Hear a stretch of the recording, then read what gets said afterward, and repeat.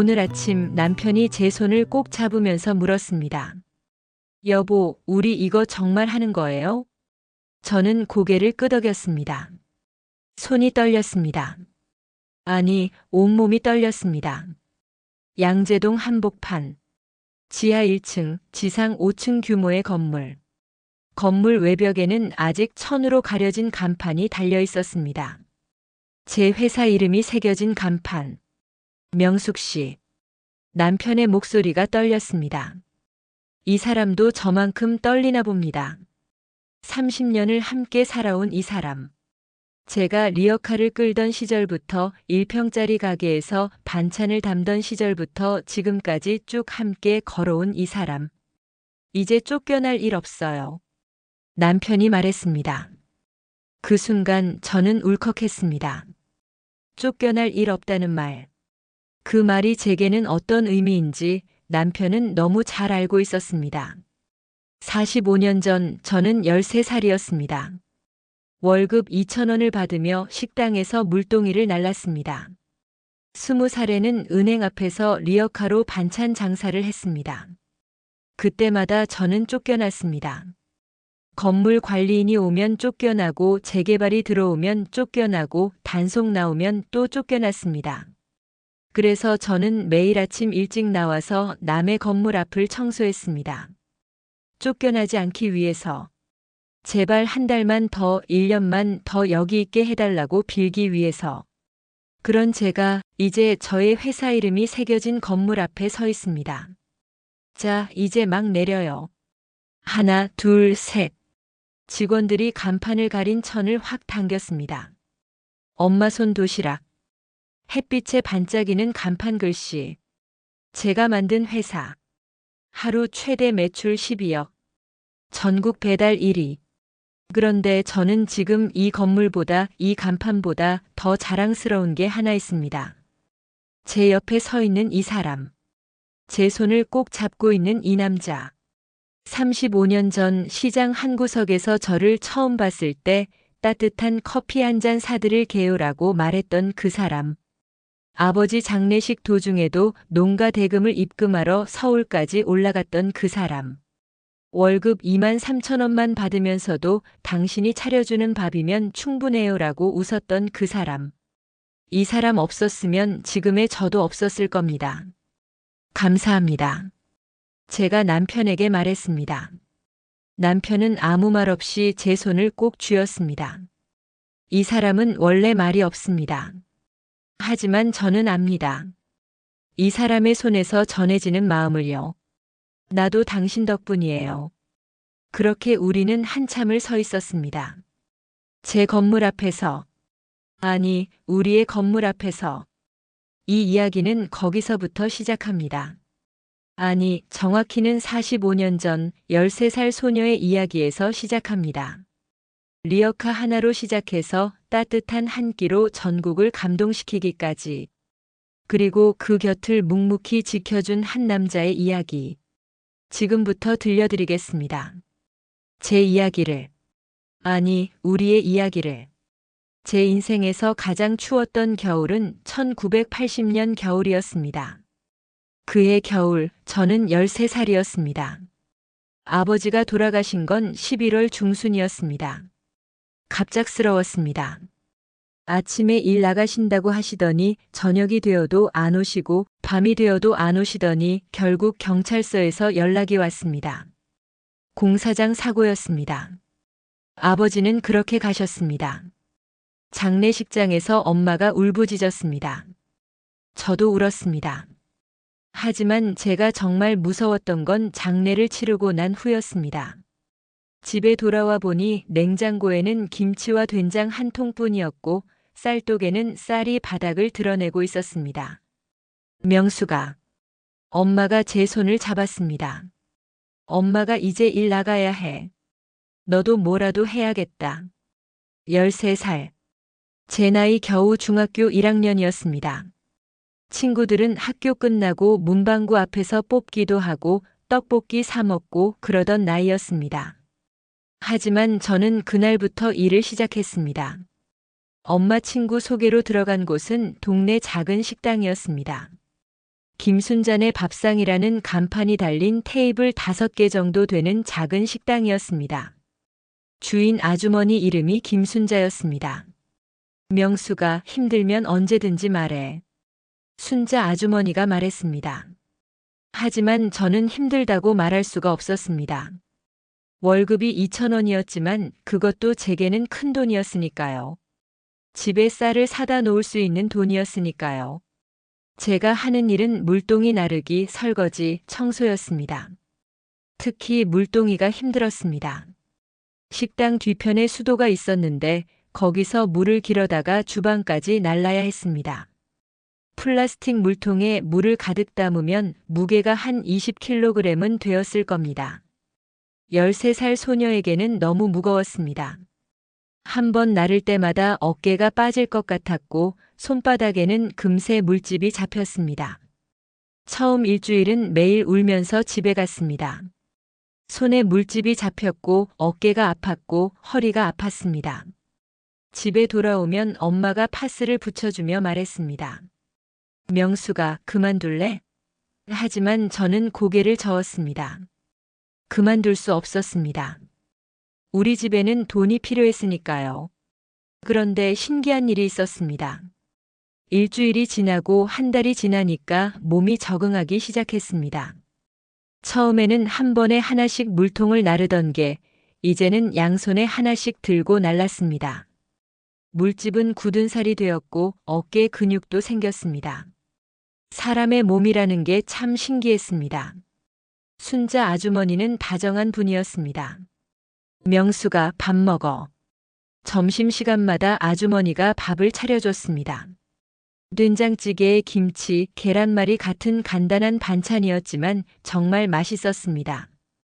집에서는 엄마도 일 나가시느라 제대로 된 밥을 못 먹었는데 아주머니가 차려준 밥은 따뜻했습니다. 어느 날 제가 설거지를 하는데 아주머니가 뒤에서 지켜보고 있었습니다. 명수가. 아주머니가 불렀습니다. 네. 너 설거지 깨끗하게 잘하네. 그리고 청소도 구석구석 잘하고. 참 기특하다. 칭찬이었습니다. 아버지 돌아가시고 처음 들어보는 칭찬이었습니다. 저는 처음으로 웃었습니다. 감사합니다. 명수가 내가 하나 알려줄게. 음식은 정성이란다. 내가 담는 밥 한 그릇에 누군가의 하루가 달려있어. 아침 먹고 힘내서 일 나가는 사람도 있고 점심 먹고 오후 일을 버티는 사람도 있고. 그러니까 음식을 만드는 사람은 정성을 담아야 해. 알았지? 그때는 잘 몰랐습니다. 그 말이 제 인생에서 얼마나 중요한 말이 될지 말입니다. 그렇게 저는 2년을 일했습니다. 물동이를 나르고 설거지를 하고 청소를 했습니다. 그런데 어느 날 아주머니가 저를 불렀습니다. 명수가 미안한데 다음 달부터 식당을 닫아야 할 것 같아. 네? 저는 깜짝 놀랐습니다. 건물주가 바뀌었어. 임대료를 2배로 올린대. 내가 도저히 감당이 안 돼. 정말 미안하다. 그렇게 저는 첫 직장을 잃었습니다. 15살이었습니다. 그 다음은 떡집이었습니다. 떡을 만드는 일은 더 힘들었습니다. 새벽 5시에 출근해서 쌀을 불리고 떡을 쪘습니다. 증기가 올라오는 시루 옆에서 일하면 온몸이 땀범벅이 되었습니다. 여름에는 더워서 정신이 혼미할 지경이었고 겨울에는 새벽 출근길이 너무 추웠습니다. 하지만 거기도 1년을 못 채웠습니다. 주인 아저씨가 장사가 안 된다고 사업을 접었습니다. 저는 그렇게 또 일자리를 잃었습니다. 16, 17, 18. 저는 이 일 저 일을 전전했습니다. 가게에서 계산원 일도 했고 공장에서 포장 일도 했고 음식점 서빙도 했습니다. 그때마다 저는 배웠습니다. 손님한테 인사 잘하는 법, 물건 깨끗하게 포장하는 법, 힘든 일도 웃으면서 하는 법을 배웠습니다. 그리고 무엇보다 쫓겨나지 않는 법을 배웠습니다. 제가 일했던 곳마다 저는 제일 먼저 출근했고 제일 늦게 퇴근했습니다. 청소도 남들보다 2배로 열심히 했습니다. 명숙이는 참 성실하다. 사람들이 그렇게 말했습니다. 성실? 저는 그냥 쫓겨나기 싫었습니다. 새로운 일을 찾는 게 너무 힘들었으니까요. 그래서 한 곳에서라도 오래 버티고 싶었습니다. 20살이 되던 해봄이었습니다. 저는 새로운 시작을 결심했습니다. 엄마, 나 장사해볼래. 무슨 장사? 엄마가 물었습니다. 반찬 장사요. 내가 만들어서 팔면 되잖아요. 순자 아주머니한테 배운 것도 있고 식당에서 일하면서 본 것도 많으니까요. 엄마는 걱정스러운 얼굴이었습니다. 명수가 장사가 어디 쉬운 일이니? 미천도 있어야 하고 손님도 없는데 어떻게 하려고. 걱정 마세요. 작게 시작할게요. 제가 돈 좀 모아뒀어요. 저는 그동안 모은 돈으로 중고 리어카 하나를 샀습니다. 5만 원이었습니다.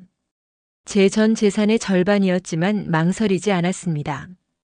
이제는 남 밑에서 일하다가 쫓겨나는 게 아니라 제가 직접 해보고 싶었습니다. 그리고 집에서 반찬을 만들었습니다. 김치, 깍두기, 겉절이, 멸치볶음, 콩자반을 만들었습니다. 엄마한테 배운 것, 순자 아주머니한테 배운 것, 식당에서 일하면서 본 것을 다 동원했습니다. 새벽 5시에 일어나서 반찬을 만들고 아침 일찍 리어카에 반찬을 싣고 나갔습니다. 처음 간 곳은 동네 은행 앞이었습니다. 반찬 사세요. 집에서 만든 반찬이에요. 목이 쉬도록 외쳤습니다. 하지만 첫날은 하나도 못 팔았습니다. 사람들이 지나가면서 쳐다보기만 할 뿐 아무도 발걸음을 멈추지 않았습니다. 둘째 날도 못 팔았습니다. 셋째 날도 마찬가지였습니다. 넷째 날 한 아주머니가 다가왔습니다. 얼마예요? 김치가 500원이고요. 멸치볶음이 300원이에요. 제 목소리가 떨렸습니다. 하나씩 줘봐. 처음으로 판매한 반찬이었습니다. 800원. 그날 저는 그 800원을 손에 꼭 쥐고 집에 왔습니다. 엄마, 팔았어요. 800원. 엄마가 웃었습니다. 아버지 돌아가시고 처음으로 엄마가 활짝 웃는 걸 봤습니다. 그 다음부터 조금씩 더 팔리기 시작했습니다. 하루에 2,000원, 5,000원, 때론 10,000원씩 팔렸습니다. 처음에는 신기했습니다. 제가 만든 반찬을 누군가 돈을 주고 사간다는 게 말입니다. 그런데 문제가 있었습니다. 야, 여기서 장사하면 안 돼. 꺼져. 어느 날 건물 관리인이 저를 쫓아냈습니다. 저는 다른 곳으로 옮겼습니다. 거기서도 쫓겨났습니다. 또 다른 곳으로 옮겼습니다. 또 쫓겨났습니다. 어디를 가도 마찬가지였습니다. 그러다 다시 은행 앞으로 돌아왔습니다. 아저씨, 제발요. 여기서만 장사하게 해주세요. 제가 애원했습니다. 안 돼. 여긴 은행 앞이야. 지저분하게 왜 자꾸 와? 저는 그날 밤 생각했습니다. 제가 하는 장사가 지저분하다고 하니 그럼 더 깔끔하게 만들어 팔면 되지 않을까? 하고요. 다음 날부터 저는 새벽 6시에 나갔습니다. 장사 시작하기 1시간 전에 말입니다. 그리고 은행 앞을 청소했습니다. 빗자루로 쓸고 걸레로 닦고 쓰레기통도 비웠습니다. 담배꽁초도 주웠고 낙엽도 쓸었습니다. 일주일이 지났습니다. 관리 아저씨가 저를 불렀습니다. 야, 너 왜 청소해? 여기 더러우면 안 될 것 같아서요. 제가 여기서 장사하고 싶으니까요. 아저씨가 한참 저를 쳐다봤습니다. 그래. 청소는 고맙다.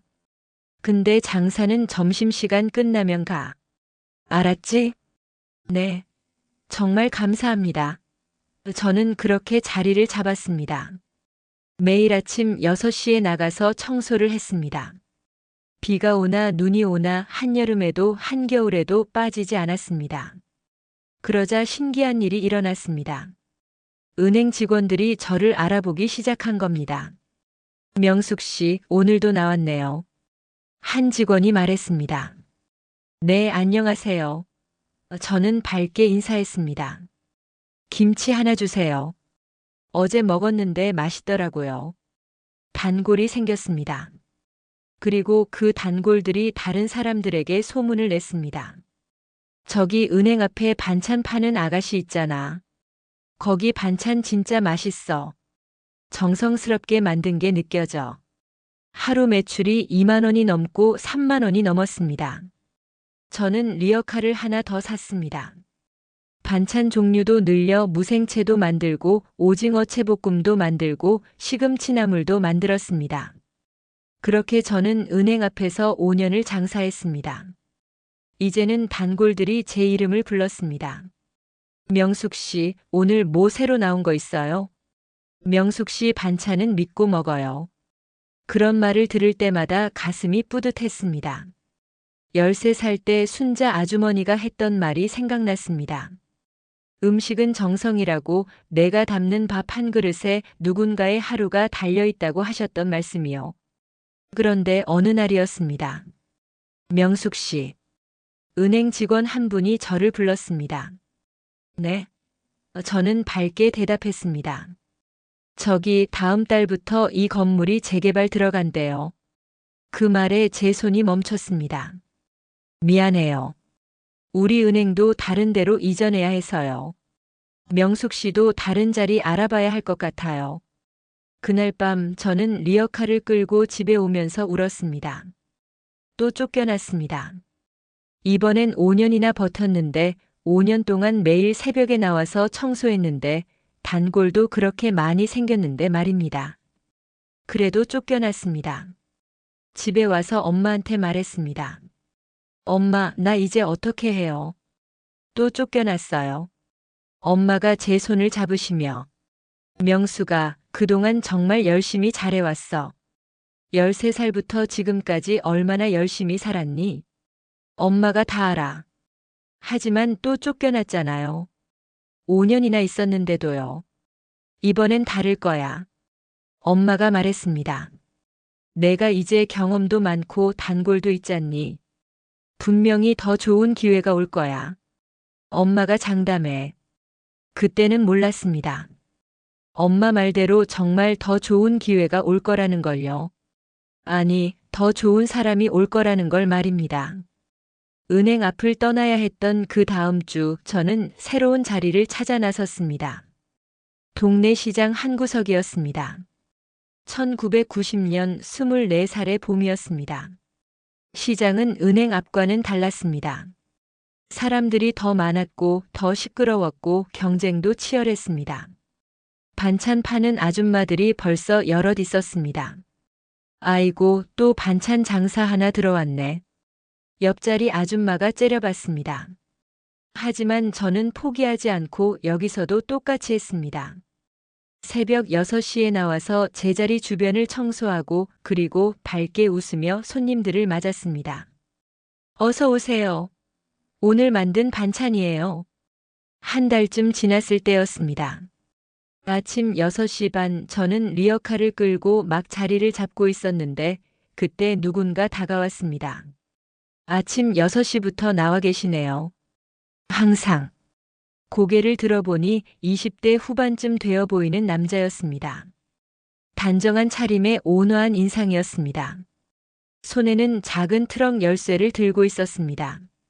내 장사는 부지런한 사람 몫이잖아요. 저도 새벽 배송이라 일찍 일어나는데 지나다니면서 봤어요. 비 오는 날도 눈 오는 날도 빠짐없이 나오시더라고요. 저는 조금 쑥스러웠습니다. 누군가 저를 지켜봤다는 게 신기했습니다. 그냥 해야 하니까요. 대단하세요. 아, 저는 서광수라고 합니다. 이 시장에 식자재 배송하는 일해요. 저는 이명숙이에요. 명숙 씨, 내일도 여기 계시면 따뜻한 커피 한 잔 사드릴게요. 새벽에 추울 텐데. 그렇게 말하고는 그 사람은 가버렸습니다. 저는 그날 하루 종일 그 말을 생각했습니다. 따뜻한 커피 한 잔. 별것 아닌 말 같았지만 저한테는 오랜만에 듣는 따뜻한 말이었습니다. 다음 날 아침 정말로 그 사람이 왔습니다. 손에 따끈한 커피 2잔을 들고요. 어제 약속했잖아요. 아, 고맙습니다. 새벽부터 고생하시는데 커피 한 잔쯤이야. 그 다음 날도 왔습니다. 그 다음 날도 왔습니다. 일주일이 지나자 저는 아침마다 그 사람을 기다리고 있는 제 모습을 발견했습니다. 이상한 일이었습니다. 한 달쯤 지났을 때 그 사람이 물었습니다. 명숙 씨, 시간 되면 저녁 한번 같이 드실래요? 제 얼굴이 뜨거워졌습니다. 저는 부담 갖지 마세요. 그냥 밥 한 끼 같이 먹자는 거예요. 명숙 씨랑 얘기 좀 더 나눠보고 싶어서요. 그렇게 저는 처음으로 남자와 저녁을 먹으러 갔습니다. 시장 근처 작은 중국집이었습니다. 짜장면 한 그릇이 1,500원 하던 시절이었습니다. 명숙 씨는 어떻게 이 일을 시작하게 됐어요? 저는 제 이야기를 들려줬습니다. 13살 때 아버지가 돌아가신 것, 식당에서 일했던 것, 리어카 장사를 시작한 것, 은행 앞에서 5년을 버티다가 재개발로 쫓겨난 것까지. 그 사람은 조용히 듣고 있다가 말했습니다. 정말 대단하세요. 13살부터 지금까지 혼자 힘으로 살아오셨네요. 혼자는 아니에요. 엄마가 계셨으니까요. 그래도 쉽지 않았을 텐데. 명숙 씨는 정말 강한 사람이에요. 강한 사람이라는 말에 제 눈시울이 뜨거워졌습니다. 지금까지 살면서 누구도 저를 강하다고 말해준 적이 없었습니다. 다들 불쌍하다고 했고 안 됐다고 했고 고생한다고 했습니다. 하지만 강하다고 말해준 사람은 처음이었습니다. 광수 씨는요? 어떻게 배송 일을 하게 되셨어요? 저도 비슷해요. 아버지가 전남에서 농사를 짓는데 형제가 많아서 제가 올라왔죠. 막내라 농사일보다는 다른 걸 해보라고 하셔서요. 그래서 처음엔 공장에서 일했는데 운전을 좋아해서 배송일로 옮겼어요. 힘들지 않으세요? 새벽부터 일하시는데. 힘들죠. 근데 뭐 살다 보면 다 힘든 거 아니겠어요? 명숙 씨처럼 열심히 사는 사람들 보면 저도 힘이 나요. 그날 이후로 우리는 자주 만났습니다. 아침에 커피를 같이 마셨고 일주일에 한두 번은 저녁을 먹었습니다. 그 사람은 말이 많지 않았지만 제 말을 잘 들어줬습니다. 그리고 언제나 진심 어린 눈빛으로 저를 바라봤습니다. 석 달쯤 지났을 때 그 사람이 말했습니다. 명숙 씨, 저는 명숙 씨가 좋아요. 네. 처음 봤을 때부터 좋았어요. 새벽에 혼자 리어카 끌고 나와서 청소하는 모습 보고 이 사람 정말 대단하다 싶었어요. 그리고 알고 보니까 더 좋아졌어요. 열심히 사는 것도, 엄마 생각하는 것도, 손님들한테 친절한 것도 다요. 제 심장이 빠르게 뛰었습니다. 저는 명숙 씨 같은 사람이랑 같이 살고 싶어요. 서로 힘들 때 기대고 같이 꿈도 꾸고. 명숙 씨 생각은 어때요? 저는 한참 동안 아무 말도 못했습니다. 좋아한다는 말을 들어본 적이 없었습니다. 태어나서 처음이었습니다. 저는 잘 모르겠어요. 이런 감정이 처음이라서. 괜찮아요. 천천히 생각해봐요. 저는 기다릴 수 있어요. 그날 밤 저는 엄마한테 말했습니다. 엄마, 저한테 좋아한다는 사람이 생겼어요. 엄마가 놀란 얼굴로 물었습니다. 어떤 사람인데? 배송 일하는 사람이에요. 서광수라고. 새벽마다 커피 사다 주고 제 말 잘 들어주고 착한 사람이에요. 명숙이 내가 좋아하니? 저는 고개를 끄덕였습니다. 네, 저도 그 사람이 좋은 것 같아요. 엄마가 웃었습니다. 그럼 됐다. 우리 명숙이 이제 좋은 사람 만났네. 한 달 후 저는 광수 씨한테 말했습니다. 저도 광수 씨가 좋아요. 그 사람의 얼굴이 환해졌습니다. 정말요? 네. 처음에는 잘 몰랐는데 이제는 알 것 같아요. 광수 씨 없으면 하루가 허전해요. 명숙 씨. 그 사람이 제 손을 잡았습니다. 이제 혼자 아니에요. 내가 있잖아요. 우리 함께 더 큰 꿈 꿔봐요. 1991년 가을, 저는 25살, 광수 씨는 28살에 결혼했습니다. 작은 결혼식이었습니다. 시장 사람들이 몇 분 오시고, 엄마 친구들 몇 분 오시고, 광수 씨 가족들이 전남에서 올라오셨습니다. 시어머니가 제 손을 잡으며 말씀하셨습니다. 명수가, 우리 광수가 말이 없어도 마음은 따뜻한 아이야. 잘 부탁한다. 네, 어머니. 열심히 살게요. 결혼하고 나서 우리는 작은 방 하나를 얻었습니다. 보증금 100만 원에 월세 10만 원짜리 방이었습니다. 좁았지만 우리한테는 처음으로 생긴 보금자리였습니다. 명숙 씨, 아니 이제 여보라고 불러야 하나? 광수 씨가 웃었습니다. 그냥 편하게 불러요. 그럼 명숙 씨라고 할게요.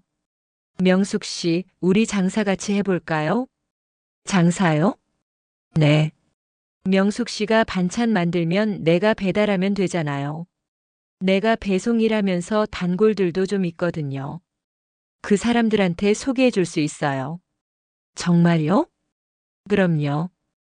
우리 둘이 힘 합치면 더 잘할 수 있을 것 같아요. 그렇게 우리는 함께 일을 시작했습니다. 저는 새벽에 일어나 반찬을 만들었고 광수 씨는 배송을 다녔습니다. 시장에서 리어카로 팔기도 했지만 광수 씨가 식당이나 음식점에 납품도 했습니다. 처음에는 힘들었습니다. 새벽 4시에 일어나 반찬을 만들면 광수 씨는 5시에 일어나 배송을 나갔습니다. 밤 10시가 되어야 집에 들어왔습니다. 하지만 행복했습니다. 힘들어도 둘이서 하니까 견딜만 했습니다. 저녁에 집에 돌아오면 광수 씨가 말했습니다.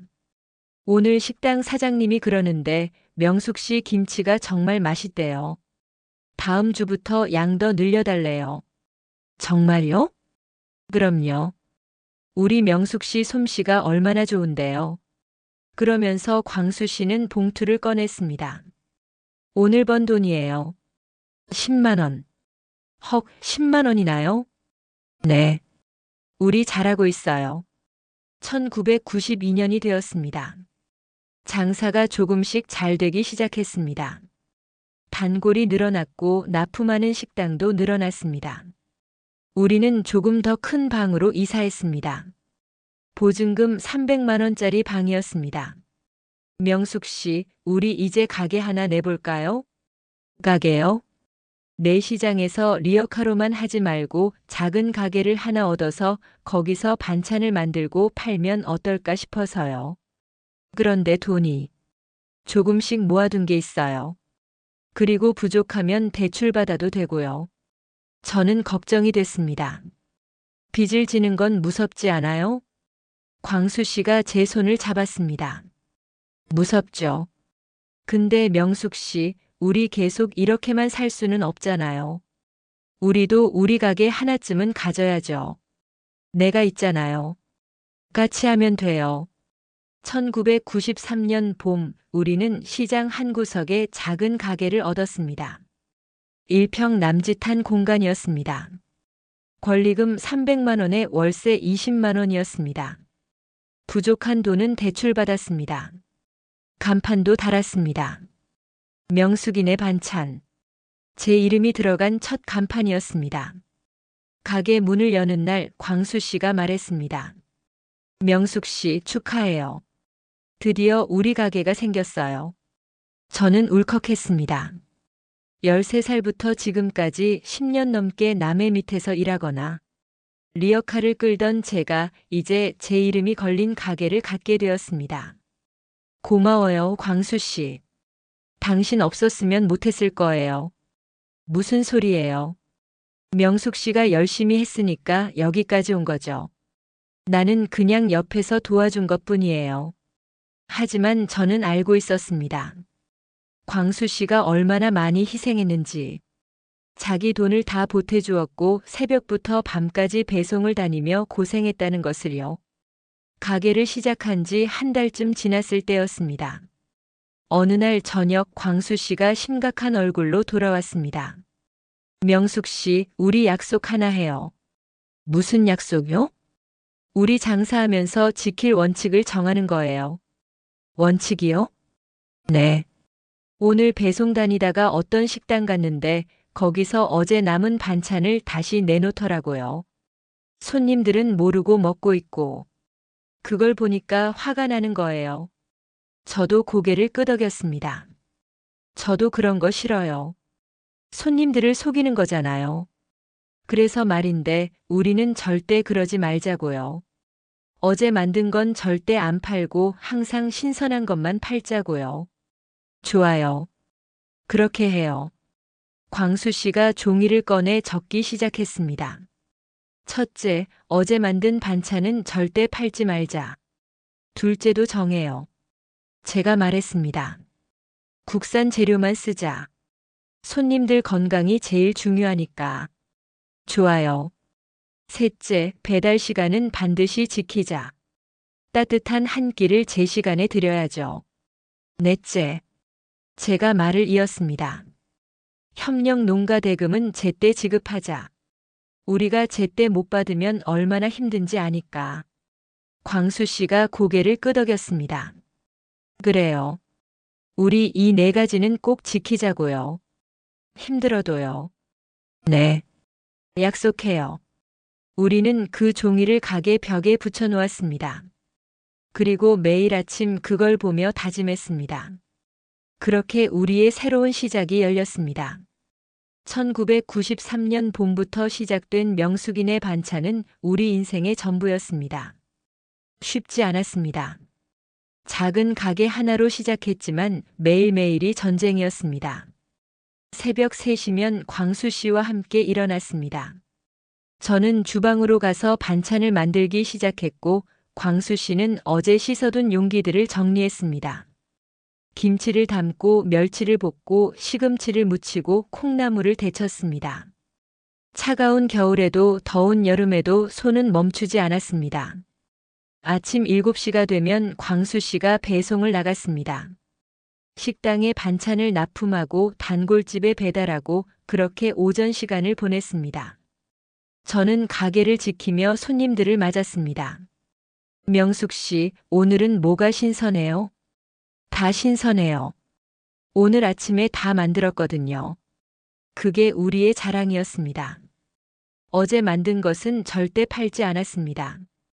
남으면 어떻게 했냐고요? 어려운 이웃들에게 무료로 나눠줬습니다. 그게 우리가 정한 첫 번째 원칙이었으니까요. 처음에는 주변 사람들이 말렸습니다. 명숙 씨, 그렇게 하면 손해예요. 하루 이틀 된 거 섞어 팔면 누가 알아요? 아니에요. 저는 알아요. 그리고 손님들도 결국 알게 될 거예요. 어느 날 단골 아줌마 한 분이 물었습니다. 명숙 씨, 어제 남은 거 있으면 싸게 팔면 안 돼요? 나는 상관없는데. 죄송해요. 저희는 그날 만든 것만 팔아요. 왜요? 하루 이틀 된 거면 괜찮잖아요. 손님 건강이 제일 중요해서요. 제가 못 믿고 드리는 건 팔 수가 없어요. 제가 우리 엄마한테 못 드릴 거면 손님한테도 못 드려요. 그 아줌마가 빙그레 웃었습니다. 그래서 내가 여기서 사 먹는 거야. 믿을 수 있어서. 명숙 씨, 오래오래 장사하세요. 그런 손님들 덕분에 가게는 조금씩 번창했습니다.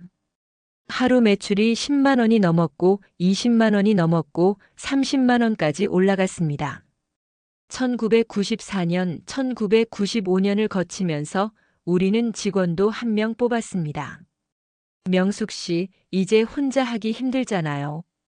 사람 뽑아요. 그런데 직원 월급 줄 수 있을까요? 걱정 마요. 내가 계산해 봤는데 충분해요. 그리고 명숙 씨가 너무 힘들어 보여요. 요즘 손에 베인 데도 많고. 광수 씨가 제 손을 들여다봤습니다. 칼에 베인 자국, 데인 자국이 여기저기 있었습니다. 이렇게까지 하면 안 돼요. 우리 사람 뽑아요.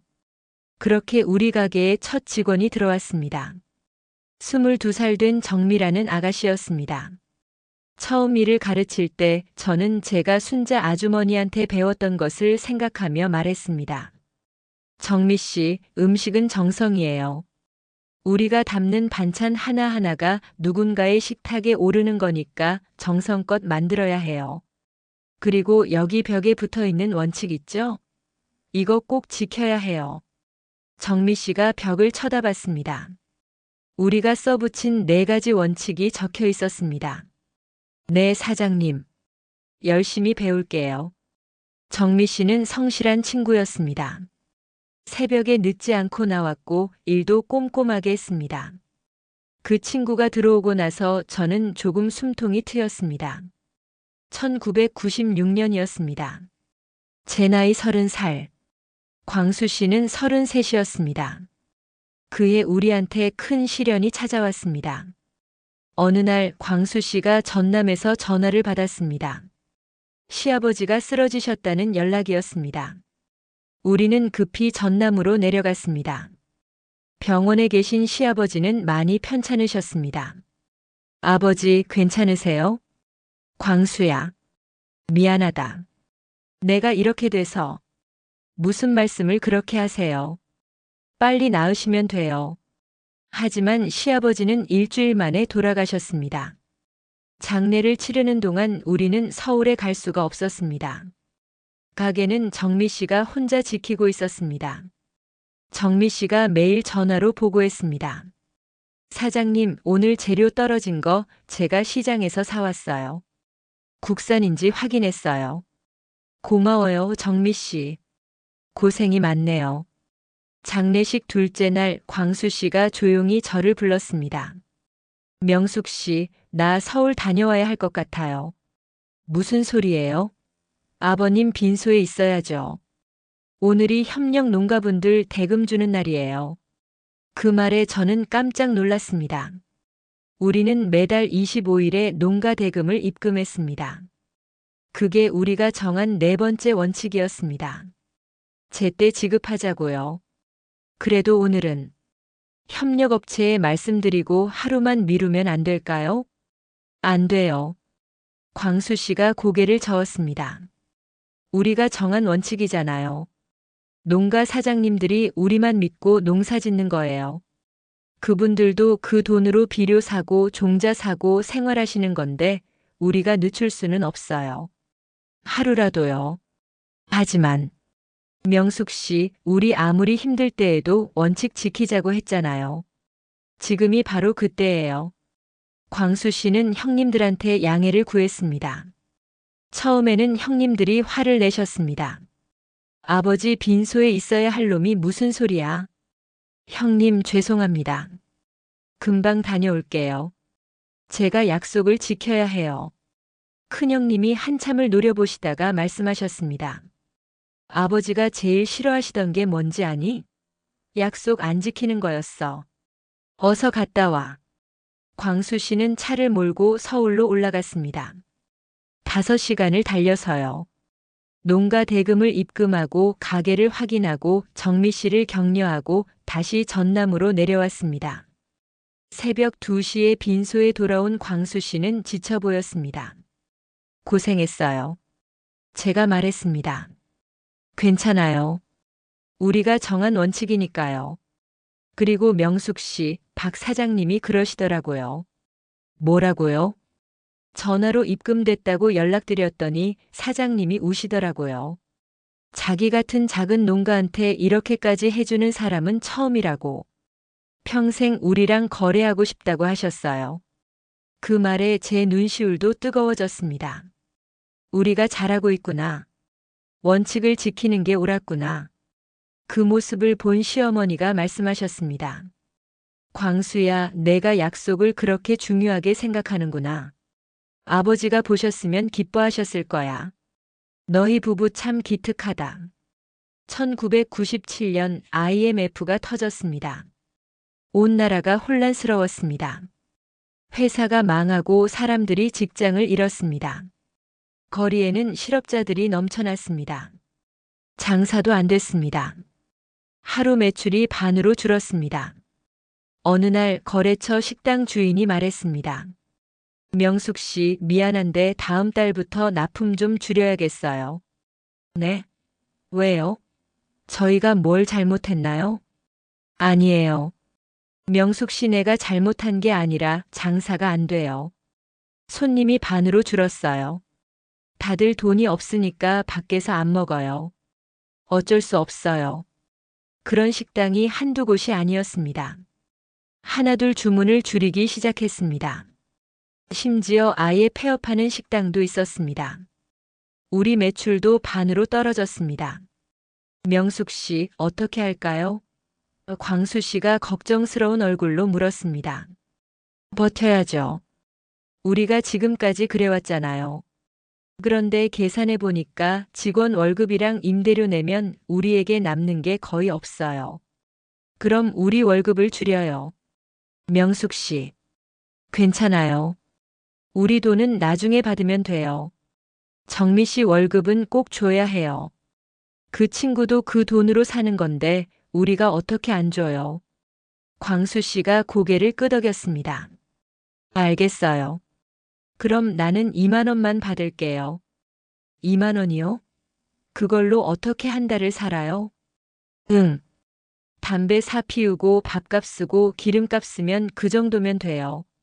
나는 집에서 밥 먹으니까 괜찮아요. 미안해요. 제가 울먹였습니다. 왜 미안해요? 우리가 같이 사는 거지. 힘들 때 같이 버티는 거지. 그렇게 광수 씨는 1997년 한 해 동안 월급을 2만 3천 원만 받았습니다. 나머지는 다 회사 운영비로 돌렸습니다. 저도 마찬가지였습니다. 그해 겨울 가장 힘들 때였습니다. 저는 새벽같이 일어나 광수 씨 도시락을 쌌습니다. 따뜻한 밥에 김치, 계란말이, 멸치볶음, 시금치나물을 정성껏 담았습니다. 반찬은 우리 가게 것이니까 가져올 수 있었지만 그래도 제일 좋은 것으로 골라 담았습니다. 당신은 세상에서 제일 비싼 도시락을 먹는 거예요. 비싼 도시락이요? 월급 2만 3천 원 받는 사람이 먹는 도시락이니까요. 더 비쌀 수가 없죠. 광수 씨가 빙그레 웃었습니다. 그러네요. 세상에서 제일 맛있어요. 당신이 싸준 거니까. 당신 고생 많아요. 무슨 소리예요? 명숙 씨가 더 고생하죠. 새벽 3시부터 일어나서 일하는데. 그때 광수 씨가 주머니에서 작은 봉투를 꺼냈습니다. 이건 뭐예요? 열어봐요. 봉투를 열어보니 사탕이 한 봉지 들어 있었습니다. 2만 3천 원으로 담배도 사고 밥도 사 먹고 기름값도 쓰고 했더니 1,500원이 남더라고요. 그래서 사탕 샀어요. 우리 같이 먹어요. 그 말에 저는 울었습니다. 한 달을 2만 3천 원으로 살면서 남은 돈으로 사탕을 사온 이 사람. 이 사람한테 제가 뭘 해줬다고 이렇게까지 하는지. 명숙 씨, 왜 울어요? 사탕 맛없어요? 아니에요. 너무 고마워서요. 당신이 있어서 제가 이렇게 버틸 수 있어요. 나도 그래요. 명숙 씨가 있어서 내가 버티는 거예요. IMF는 1998년까지 이어졌습니다. 하지만 우리는 버텼습니다. 원칙을 지키면서 버텼습니다. 어제 만든 반찬을 팔지 않았고 국산 재료만 썼고 배달 시간을 지켰고 농가 대금을 제때 줬습니다. 다른 가게들은 달랐습니다. 중국산 재료를 쓰기 시작했고 어제 남은 것을 섞어 팔았고 대금 지급을 미뤘습니다. 하지만 우리는 그러지 않았습니다. 명숙 씨, 우리 정말 이렇게 해도 돼요? 다른 집들은 다 원가 절감한다는데. 안 돼요. 지금 원칙을 어기면 나중에는 돌이킬 수 없어요. 손님들이 우리를 믿는 건 원칙을 지켜서예요. 그러자 신기한 일이 일어났습니다. 손님들이 더 찾아왔습니다. 명숙 씨네는 힘들어도 품질을 안 떨어뜨리더라. 여기는 믿을 수 있어. 다른 데는 요즘 중국산 쓰는데 여기는 국산만 쓴다더라. 힘든 시기에도 원칙을 지키는 가게라고 소문이 났습니다. 그러면서 매출이 조금씩 회복되기 시작했습니다. 1999년 IMF가 끝나갈 무렵 세상이 조금씩 안정되기 시작했습니다. 그해 저는 신문에서 기사 하나를 봤습니다. 인터넷 시대가 온다는 기사였습니다. 광수 씨, 이거 봐요. 인터넷으로 물건을 사고 판다는데요. 인터넷이요? 그게 뭐예요? 컴퓨터로 하는 거래라네요. 집에서 클릭만 하면 물건을 살 수 있대요.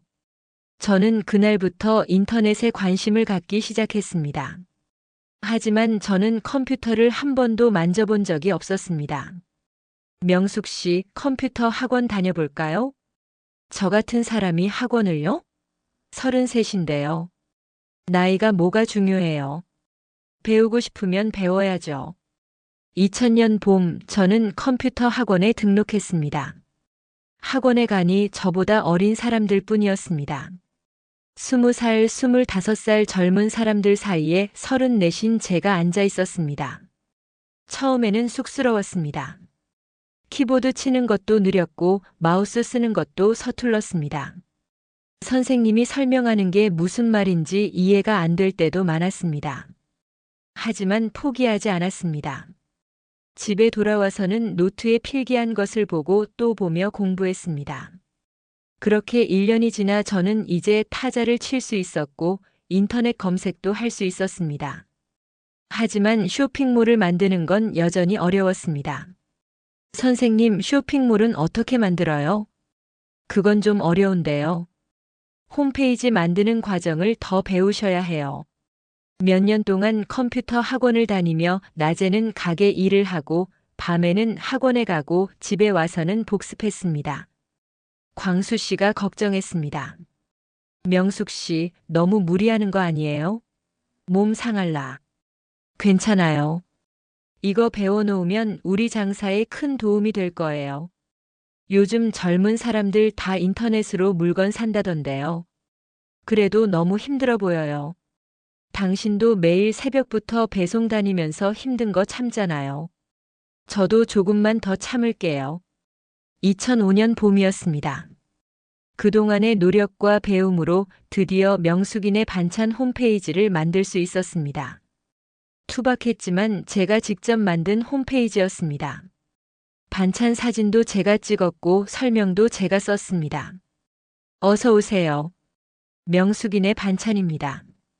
저희는 매일 아침 신선하게 만든 반찬만 판매합니다. 어제 만든 것은 절대 팔지 않습니다. 국산 재료만 사용합니다. 정성껏 만들겠습니다. 제때 배송하겠습니다. 우리의 4가지 원칙을 그대로 적었습니다. 홈페이지를 오픈한 첫날 주문이 하나 들어왔습니다. 부산에서 온 주문이었습니다. 광수 씨, 주문 들어왔어요. 부산이래요. 정말요? 우리 홈페이지 보고 주문한 거예요? 네. 인터넷으로요. 저는 너무 기뻤습니다. 5년 동안 컴퓨터를 배운 보람이 있었습니다. 배송할 수 있을까요? 해봐야죠. 전국 어디든 배송하는 거예요. 그렇게 우리는 첫 온라인 주문을 받았습니다. 부산까지 택배로 보냈습니다. 배송비가 비쌌지만 상관없었습니다. 처음이니까요. 이틀 후 그 손님한테서 전화가 왔습니다. 사장님, 반찬 잘 받았어요. 정말 맛있네요. 서울에서 이렇게 신선하게 보내주실 줄 몰랐어요. 포장도 꼼꼼하시고요. 다행이에요. 감사합니다. 다음에도 주문할게요. 우리 친구들한테도 소개할게요. 사장님, 홈페이지에 쓰신 것처럼 정말 원칙 지키시는 거 맞죠? 네, 물론이죠. 저희는 1993년부터 그렇게 해왔어요. 요즘 그런 가게 찾기 힘든데. 응원할게요. 그 말에 제 눈시울이 뜨거워졌습니다. 우리가 잘하고 있구나. 우리의 원칙이 틀리지 않았구나. 그날 밤 광수 씨한테 말했습니다. 우리 잘하고 있는 거 맞죠? 당연하죠. 명숙 씨가 얼마나 열심히 하는데요. 5년 동안 컴퓨터 배워서 홈페이지까지 만들었잖아요. 아니에요. 당신이 있어서 가능한 거예요. 당신이 안 믿어줬으면 저 혼자 못했을 거예요. 광수 씨가 제 손을 꼭 잡았습니다. 우리 둘 다 잘하고 있는 거예요. 앞으로도 계속 이렇게 하면 돼요. 원칙 지키면서요. 그렇게 우리는 새로운 도전을 시작했습니다.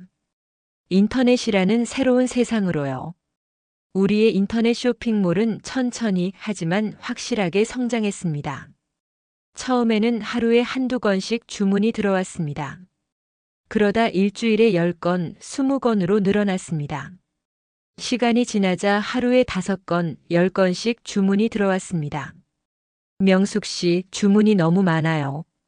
우리 둘이서는 감당이 안 될 것 같아요. 우리는 직원을 한 명 더 고용했습니다. 그리고 가게도 조금 더 큰 곳으로 이사했습니다. 어느 날 한 기자가 가게로 찾아왔습니다. 안녕하세요. 저는 식품 전문 잡지 기자인데요. 명숙이네 반찬에 대한 소문을 듣고 왔습니다. 인터뷰 좀 할 수 있을까요? 저희를요? 네. 요즘 인터넷 쇼핑몰들이 많은데 명숙이네 반찬은 특별하다는 얘기를 들었어요. 원칙을 철저히 지킨다고요. 저는 기자님께 우리 이야기를 들려줬습니다. 1993년부터 지켜온 4가지 원칙, IMF 때도 포기하지 않았던 것, 5년 동안 컴퓨터를 배워서 홈페이지를 만든 것까지요. 한 달 후 잡지에 우리 이야기가 실렸습니다. 원칙을 지키는 작은 가게의 큰 성공이라는 제목이었습니다. 그 기사가 나가고 나서 주문이 폭발적으로 늘어났습니다. 하루에 50건, 100건씩 주문이 들어왔습니다. 감당이 안 됐습니다. 명숙 씨, 이거 큰일인데요. 주문을 다 받을 수가 없어요. 어떻게 해요? 사람을 더 뽑아야 해요. 그리고 가게도 더 큰 데로 가야 할 것 같아요. 우리는 고민했습니다. 사람을 더 뽑으면 인건비가 늘어나고 가게를 크게 하면 임대료가 늘어납니다. 만약 장사가 안 되면 어쩌지? 명숙 씨, 우리 한번 믿어봐요. 지금까지 잘해왔잖아요. 그래요. 해봐요. 우리는 20평짜리 작업장을 얻었고 직원도 5명으로 늘렸습니다. 그런데 그해 가을 또다시 위기가 찾아왔습니다. 미국에서 시작된 금융위기가 한국까지 온 겁니다. 환율이 치솟았고 물가가 올랐고 사람들이 지갑을 닫기 시작했습니다. 주문이 줄어들기 시작했습니다. 하루 100건 들어오던 주문이 70건, 50건으로 줄었습니다. 명숙 씨, 이거 어떻게 해요? 작업장 임대료랑 직원 월급 내면 적자예요. 버텨야죠. 또 버티는 거예요. 그런데 이번엔 좀 다른 것 같아요. IMF 때보다 더 심각해요. 광수 씨 말이 맞았습니다. 한 달, 2달이 지나도 주문은 늘지 않았습니다. 오히려 더 줄었습니다. 계속 적자였습니다. 직원들도 불안해했습니다. 사장님, 우리 괜찮은 거죠? 정미 씨가 물었습니다. 그녀는 우리 가게에서 8년째 일하는 베테랑이었습니다. 괜찮아요. 조금만 버티면 돼요. 하지만 속으로는 불안했습니다. 정말 괜찮을까? 이번에는 버틸 수 있을까? 어느 날 밤 광수 씨가 말했습니다. 명숙 씨, 우리 원칙 하나만 바꾸면 안 될까요? 무슨 원칙이요? 국산 재료만 쓰는 거요. 요즘 국산이 너무 비싸졌어요. 중국산 쓰면 원가를 반으로 줄일 수 있어요. 저는 한참 동안 아무 말도 못했습니다. 광수 씨가 그런 말을 할 줄 몰랐습니다. 당신이 그런 말을 해요? 우리가 IMF 때도 지켰던 원칙을요? 나도 알아요. 근데 명숙 씨, 이대로 가면 우리 망해요. 직원들 월급도 못 줘요. 안 돼요. 제가 단호하게 말했습니다. 지금 원칙을 어기면 끝이에요. 우리가 지금까지 쌓아온 게 다 무너져요. 그럼 어떻게 해요? 다른 방법을 찾아요. 원가를 줄일 다른 방법이 있을 거예요. 저는 그날부터 방법을 찾기 시작했습니다. 농가 사장님들한테 전화했습니다. 사장님, 요즘 어떠세요? 힘들죠. 농산물 값은 떨어지고 비료 값은 오르고. 그럼 이렇게 하면 어때요? 저희가 1년치를 미리 계약하면 사장님이 좀 싸게 주실 수 있어요? 1년치요? 네, 저희가 확실하게 거래할게요. 대신 가격을 조금만 낮춰주세요. 그렇게 저는 농가들과 장기 계약을 맺었습니다. 농가는 안정적으로 팔 수 있고 우리는 원가를 줄일 수 있었습니다. 국산을 유지하면서요. 또 배송비도 줄였습니다. 택배사와 협상해서 대량 계약을 맺었습니다. 월 1,000건 이상 보내니까 개당 배송비를 줄여줬습니다. 그렇게 조금씩 원가를 줄여나갔습니다. 원칙은 지키면서요. 2009년 봄이었습니다. 조금씩 주문이 늘기 시작했습니다. 사람들이 다시 소비를 시작한 겁니다. 그리고 우리를 찾는 손님들이 늘었습니다. 왜 늘었을까요?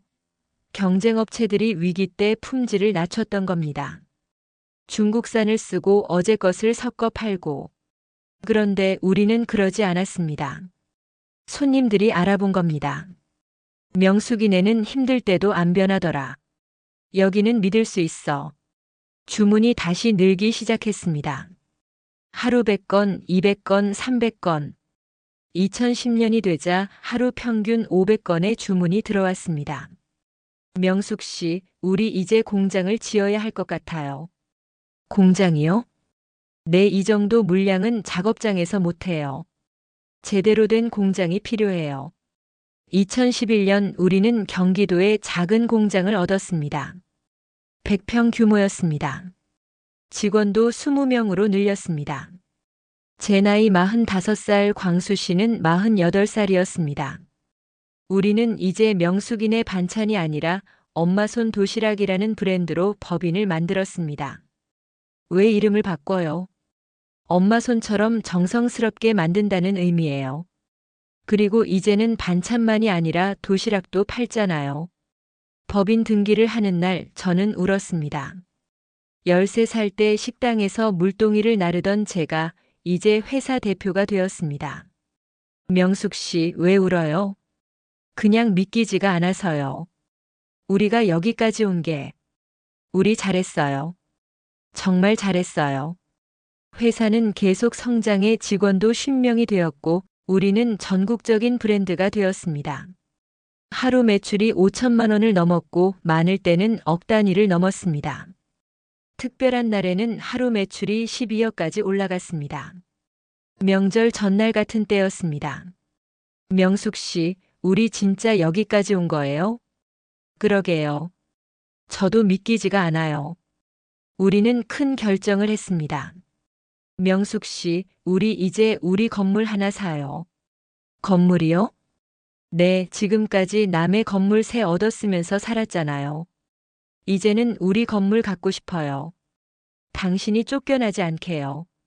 그 말에 제 눈시울이 뜨거워졌습니다. 광수 씨는 기억하고 있었습니다. 제가 얼마나 쫓겨나는 게 무서웠는지. 우리는 서울 양재동에 건물을 샀습니다. 지하 1층, 지상 5층짜리 건물이었습니다. 큰 건물은 아니었지만 우리 건물이었습니다. 그날 밤 광수 씨와 저는 건물 앞에 섰습니다. 아직 간판을 달지 않은 건물이었습니다. 명숙 씨, 행복해요? 네, 당신은요? 나도요. 엄청 행복해요. 그런데 광수 씨. 왜요? 이 건물보다 더 자랑스러운 게 있어요. 뭔데요? 당신이요. 당신이 제일 자랑스러워요. 광수 씨가 제 손을 꼭 잡았습니다.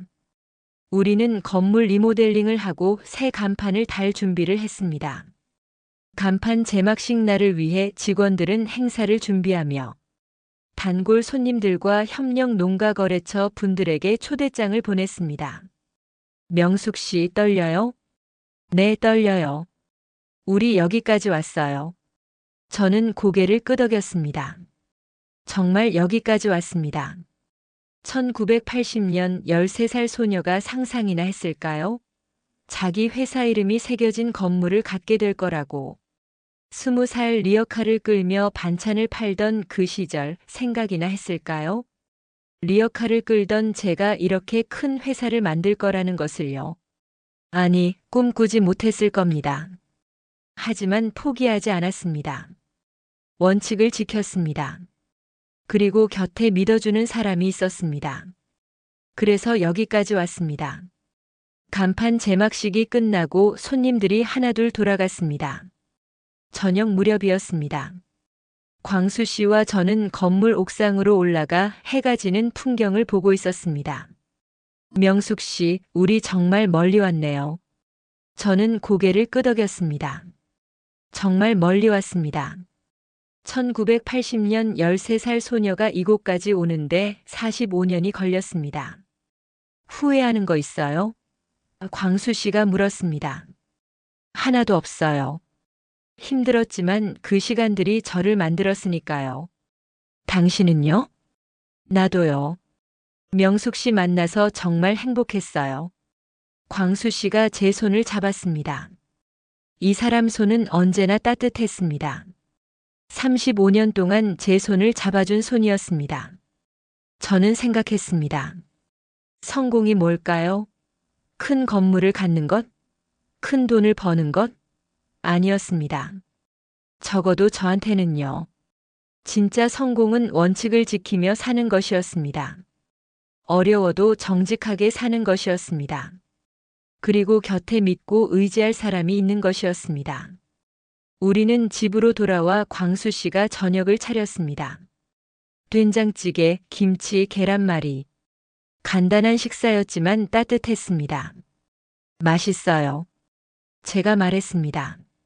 맛있게 먹어줘서 고마워요. 당신만큼은 못하지만요. 광수 씨가 웃었습니다. 밥을 먹으며 저는 내일 일을 생각했습니다. 새벽 4시에 일어나서 회사에 가야 합니다. 재료를 싣고 반찬을 만들고 도시락을 담아야 합니다. 오늘처럼, 어제처럼, 지난 45년처럼. 힘들지 않냐고요? 가끔은 힘듭니다. 하지만 이 일이 좋습니다. 누군가에게 따뜻한 한 끼를 만들어준다는 것. 그 사람의 하루에 힘이 되어준다는 것. 그게 제 기쁨이었습니다. 식사를 마치고 집 뒤편 정원으로 나가 지난 날을 회상했습니다. 13살 아버지가 돌아가시고 세상에 혼자 던져진 것 같았던 그 겨울. 물동이를 나르며 손에 물집이 잡히던 날들. 리어카를 끌며 쫓겨나고 또 쫓겨나던 날들. 그때 제가 알았을까요? 그 고통의 시간들이 저를 단단하게 만들고 있었다는 것을요. 그리고 시장에서 광수 씨를 처음 만난 날을 회상했습니다. 따뜻한 커피 한 잔 사드릴게요라고 말하던 그 사람. 그 한마디가 제 인생을 바꿨습니다. 사람이 사람을 살린다는 말이 있습니다. 정말 그랬습니다. 순자 아주머니가 저한테 음식의 정성을 가르쳐 주셨고 광수 씨가 제 옆에서 35년을 함께 걸어줬습니다. 그래서 제가 여기까지 올 수 있었습니다. 뭐 생각해요? 옛날 생각이요. 우리가 걸어온 길. 힘들었죠? 힘들었어요. 근데 후회는 안 해요. 그 시간들이 있었으니까 지금 있으니까요. 광수 씨가 제 어깨에 머리를 기댔습니다. 우리 잘 살았어요. 네, 잘 살았어요. 저는 지금 이 순간이 행복했습니다. 큰 건물이 있어서가 아니었습니다. 돈을 많이 벌어서도 아니었습니다. 원칙을 지키며 살아왔고 사랑하는 사람이 곁에 있어서였습니다. 우리는 벤치에 앉아 하늘을 봤습니다. 별이 반짝였습니다. 저는 생각했습니다. 제 인생이 별처럼 반짝였을까요? 화려하지는 않았습니다. 드라마틱하지도 않았습니다. 그냥 묵묵히 원칙을 지키며 정직하게 산 삶이었습니다. 하지만 그게 제 자랑이었습니다. 쉬운 길을 선택하지 않았습니다. 힘들어도 옳은 길을 걸었습니다. 그래서 지금 이 자리에 당당히 서 있을 수 있었습니다. 내일도 우리는 언제나처럼 새벽 4시에 일어나 회사에 나가 도시락을 만들 겁니다. 모레도 글피도. 그게 제 삶입니다. 따뜻한 한 끼를 만드는 살. 화려하지 않지만 의미 있는 살. 원칙을 지키며 사는 살. 사랑하는 사람과 함께하는 살. 저는 이 삶이 좋습니다. 그리고 이것이 제가 세상에 남기고 싶은 이야기입니다. 돈이 전부가 아닙니다. 빨리 성공하는 것이 전부가 아닙니다. 정직하게 원칙을 지키며 사람을 소중히 여기며 사는 것. 그것이 진짜 성공입니다. 그것이 진짜 행복입니다. 저는 그렇게 믿고 그렇게 살아왔습니다. 그리고 앞으로도 그렇게 살아갈 것입니다. 따뜻한 한 끼처럼.